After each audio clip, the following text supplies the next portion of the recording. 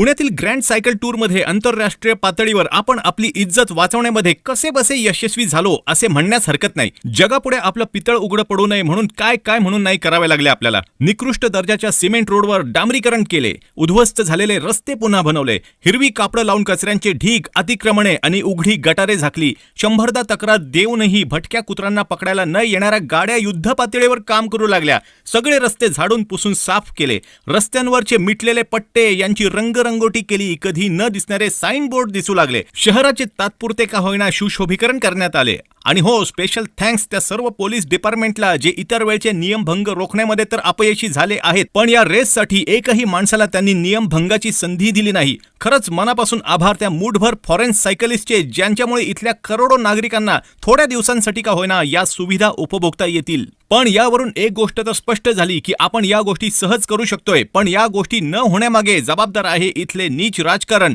भ्रष्ट यंत्रणा आणि अफीमची नशा केलेली जनता, जी आपले मूळ प्रश्न आणि मूळ समस्याच विसरून गेली आहे. बरं, विदेशी लोकांना भारत काय आहे हे माहीत नाही असे वाटते का प्रशासनाला? लंडनच्या थेम्स नदीच्या बाजूला विमलच्या पुड्या सापडू लागल्या आहेत.